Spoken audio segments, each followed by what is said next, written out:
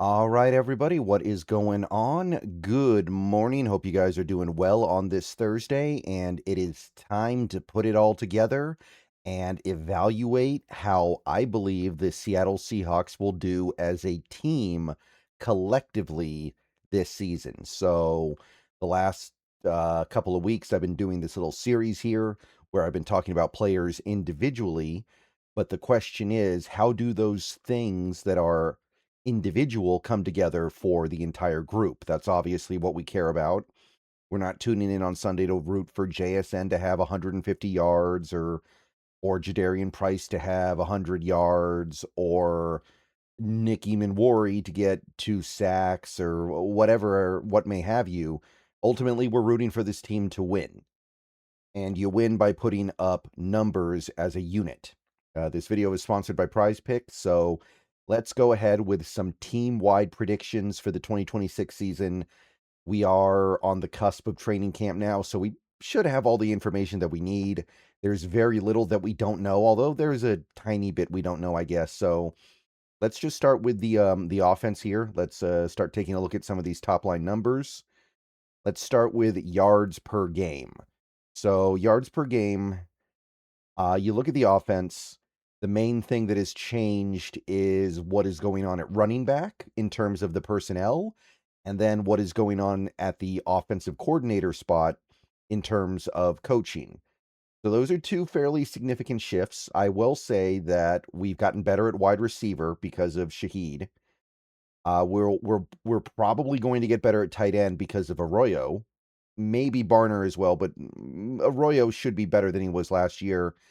And offensive line continuity should also go a long way. So yards per game, I went with 365.8, which is what it comes out as when you average out the things that I put together for the quarterbacks and running backs in previous videos, by the way. So 365.8, if you take a look at recent seasons, that would rank about 9th in the NFL. So good, definitely good, top 10, not elite. There are definitely going to be offenses better than 365.8 yards per game, but that should be more than enough for this team to be considered good offensively. Passing yards per game, if you take the numbers that I had earlier, we've got 243.4. At the end of the day, this is still going to be a team that runs the ball more than the typical squad, but I don't think we're going to be able to run the ball as much as we did last year. We might be more effective doing it. But last year we had two really good backs. This year, we don't even know if we have one. We're not going to know until Charbonnet gets back and we see Price for a little bit. So I do think the passing's going to go up a little bit. I have us at 6th in yards per game. And then rushing yards per game, this is where things get a little bit tricky, where, again, I don't think we're going to run the ball as much because we don't have the same degree of talent in our backfield, but we might be about as effective, maybe even more effective running it. Because last year we were not very effective running the ball because of opposing defenses stacking the box and also the offensive line. Those things should be better this year. So I went with 122.4 yards per game, which should be somewhere around 8th. It'll be good. It'll be probably a little bit more balanced than last year, but it won't be high volume, which could create some problems because I don't know if this is capable of being a high volume passing attack week in, week out. But that's what I got. If you like sports, then the best way to make them even better and more exciting is using the Prize Picks app, where it always feels good to be right. Prize Picks makes daily fantasy simple. Just pick more or less on your favorite players and build lineups with a few taps. Whatever sport you're into, and obviously we are now firmly into the NFL offseason, so we're all about baseball. We got some basketball, we got some hockey, whatever it is you like. Prize Picks gives you a fun way to stay locked in while you're watching. Definitely make sure to use the promo code HMA. Prize Picks is hooking up users with $50 in lineups after you play your first $5 lineup. If you use that promo code, that is HMA. I've had a great time on Prize Picks so far, so definitely get on over to it, check it out, and make sure to get your lineups. And don't forget about Team Picks, where you can pick winners, spreads, and totals on any major game. So download the app now, use HMA, and get on over to Prize Picks, where it always feels good to be right. And remember, always gamble responsibly. Okay, so you put all that together in a blender and you combine it with some other considerations. Points per game, I am going to go with 27.7, which would be a strong mark. It would be comparable to last year. It would be in the ballpark at the very least. And based on recent track record, it would rank somewhere around 6th in the league. So really good. Maybe not quite great, but pretty close to great. And you put all that together, and basically what I have here is a little bit of a leap of faith that I will admit I am going out on a limb on. If this happens, then the Seattle Seahawks offense will not have appreciably stepped backwards despite losing Kubiak. And that is, I think, a bold claim, given what Kubiak meant for this team last year. So I am putting myself on a little bit of a limb because I do believe Kubiak was very good last year. Going to a guy like Fleury that's never called plays before, it is a risk, but I am going to roll with it. If for no other reason, then I want to believe that this organization knows what to look for when they're trying to hire coaches. They've learned from their previous mistakes, and that they really did see something unique and special with Fleury that made them give him the job despite his arguable lack of credentials compared to other guys you could have hired. So I'm prepared to end up looking overzealous when the season's over, and I'm gonna feel pretty dumb about it because I will have seen it coming. But I'm gonna roll with it. I'm gonna say that the offensive continuity we have in terms of players and also in terms of continuity with a similar offense, even if it's a different play caller, rules the day. Total giveaways, I'm going to go with 20. So a little bit less than last year. I don't think we're ever going to be one of those teams that becomes extremely good at protecting the ball. I think that Darnold turns it over pretty regularly because that's just the way he plays, and we got to live with it, and it's fine. But 20 would be 16th in the league, I think.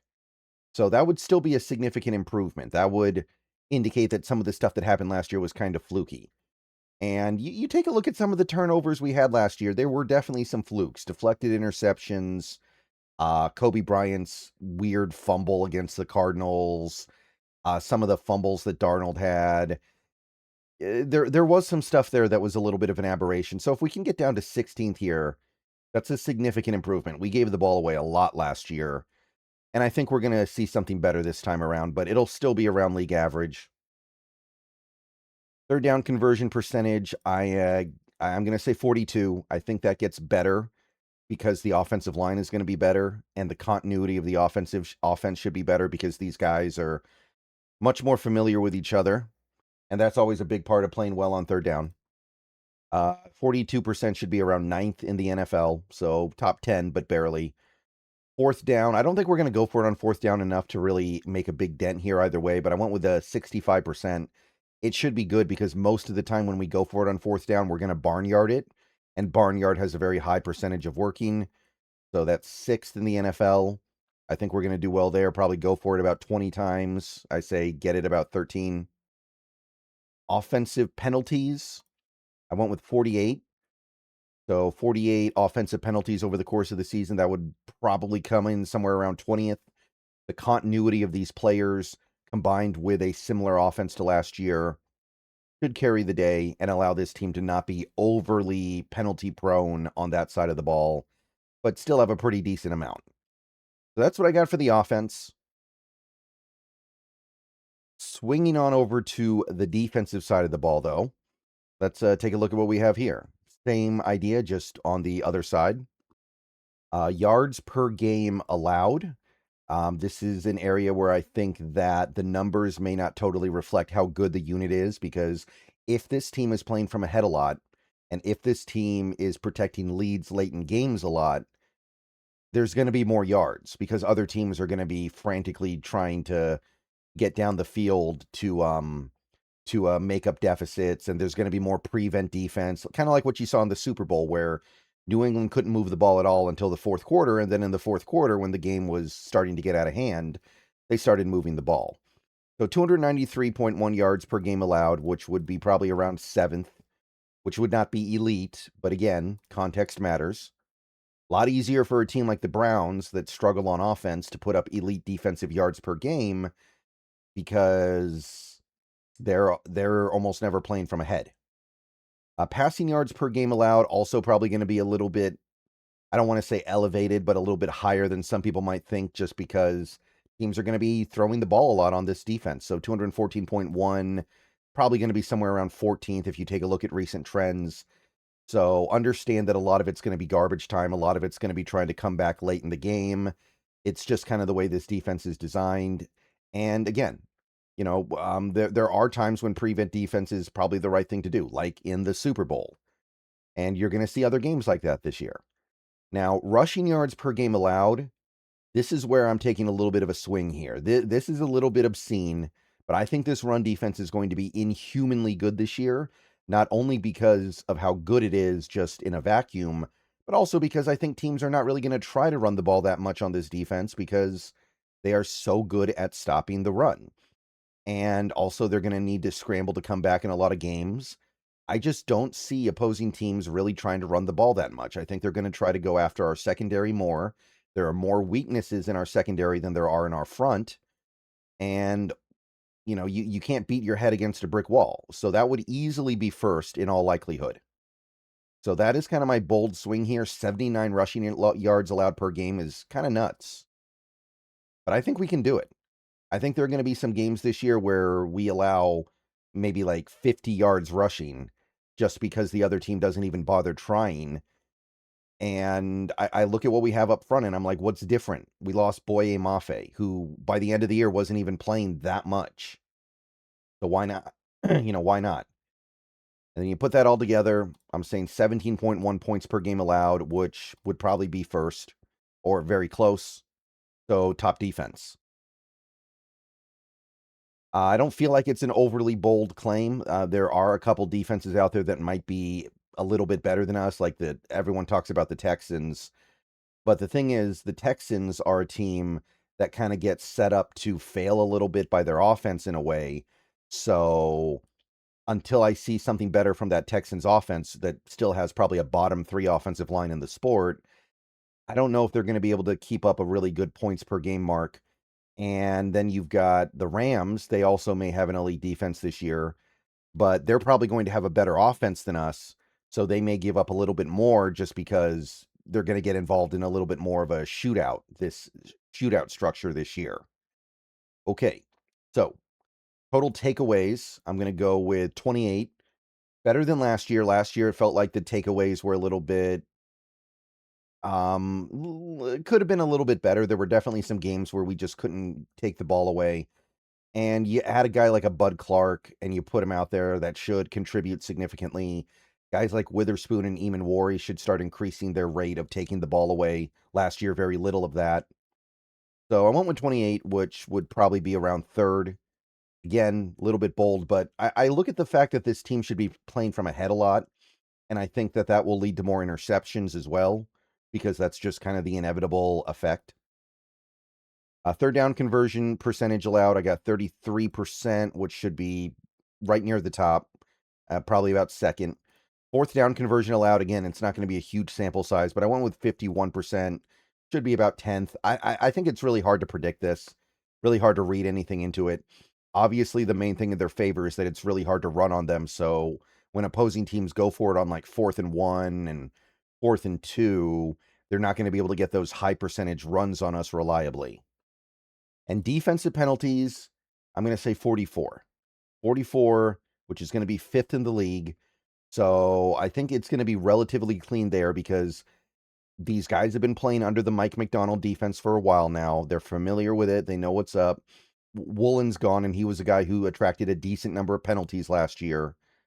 So I look at the way this defense has mostly held together. They lost a couple of guys from last year, but most of the guys are coming back.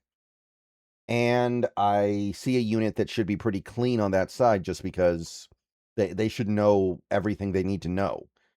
Like, with the exception of maybe Bud Clark, pretty much everybody on this defense is a veteran. And the only guy who's really new would probably be Dante Fowler, right? Okay, so that'll do it for my team-wide predictions. Let me know what you guys think. Stats and estimated rank in the NFL if they achieve that marker. Let me know what you guys got. See you soon. Go Hawks.